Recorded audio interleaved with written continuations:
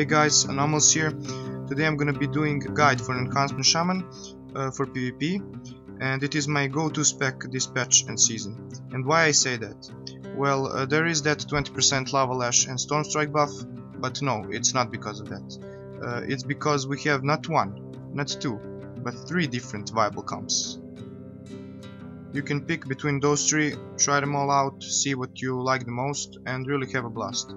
The great thing is, I know for a fact that 2 out of the 3 are rank 1 viable, so you don't have to worry about those things stopping you. So, if you haven't played Enhancement yet, I strongly recommend you to do so, and I promise you you'll love it. The damage is great, the survivability even better, and the overall usefulness that the Shaman brings to the team is just... I'm not gonna even mention it here. Alright, let's talk talents. Tier 15 talents. Now, I know a lot of you guys don't like that much the word mandatory, but the choice here really is, and you go Nature's Guardian all the way. It will save your life in numerous occasions, and primarily help your healer or yourself recover after taking critical damage. So, what it does? It heals you for 25% of your health when you're below 30%, and it lasts for 10 seconds, which is more than enough to get your HP back up. It's a great talent, you'll agree. And more importantly, it is passive, so it saves the space on your bars. Level 30 talents are all useful in a way, quite the opposite from level 15. However, most of the time you'll be using a Windwalk Totem. It frees you and your allies from roots. For example, it becomes handy when you play with a warrior. You can unpin him when he's bursting, when he can't burst because he's rooted, or maybe he's rooted, he's in a difficult spot that he needs to go back to our healer, stuff like that. Frozen power can be useful to peel off your teammates, or when you chase a target that can't root you, but it's still fast, rogues for example, and you can annoy the living hell out of them by rooting them constantly. You can mix it with the Frost Shock Glyph. Let me find it. Yeah, it just decreases the cooldown of your shock by 2 seconds. And with the last talent of the tier, Elemental Fusion, it becomes stronger for 40%. So that's something to think about. Earth Grab Totem can be used for peeling, but I use it as a neat trick against stealthies, primarily rogues. It's just beautiful to see them break out of stealth when they try to open on you. As I said, level 30 talents are very situational, so pick carefully. Level 45 talents are totem oriented, and you have a pick between Call of the Elements that resets the cooldowns on all totems that are on 3-minute cooldown or less, and Totemic Projection, a spell that enables you to move your totems up to 40 yards away. For example, let me land a cap totem. I want to stun someone. Now it's here. Now it's nya.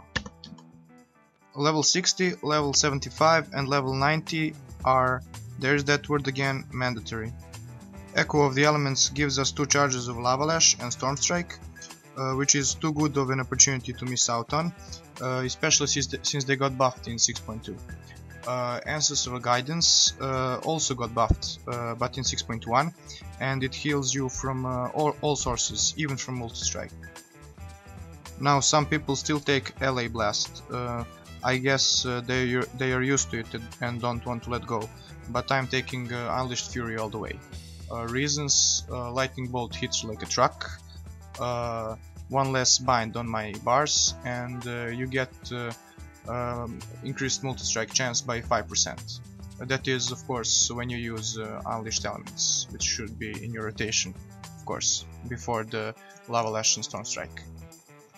And finally, for the tier 100 talents, in 90% of the fights you'll want to go with Elemental Fusion. Your shocks are 40% stronger after your Lava Lash, which completes your DPS rotation perfectly, doing additional pressure on top of your killer combo that is Lava Lash and Storm Strike. Liquid Magma is also a great spell and it does a lot of damage. It's just that it can break the CC if you're in arena, or it can attack unwanted targets.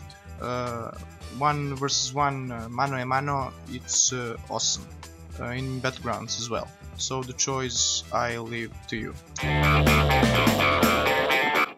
Moving on to Glyphs. There's that word again. Alright, so there's the one glyph you never ever change in PvP, and it is this one. Glyph of Lightning Shield. Simple, it gives you 10% less damage on all times. As for the other two, these are the few useful ones I know and use. Glyph of Flame Shock. Heals you for 45% of the damage it does. Simple, the more enemies, the more you lava lash. Glyph of Purging. The more you purge, the more stacks of Maelstrom weapons you have. Extremely useful when you can't reach target and you need to heal. Glyph of Cleansing Waters. Dispelling a curse heals you or your ally for 4% of your HP. Extremely useful against warlocks, imagine that. And last but not least, Glyph of Frostbrand Weapon. Constantly slows your target by 50% when you hit it. Usable when the target isn't slowed by anything. Moving on to add-ons, macros and stat priority. As for the macros and stat priority, I will put them in the description, and as for add-ons, I would suggest only installing a few, because it's really important to have a clean UI in order to see things right. I'd recommend Gladius for easier CD tracking and focus target macro using, and Weak Auras for CC tracking. That is it for this guide. I hope it helps some of you guys. Be sure to subscribe for more content. Thank you for watching. Peace.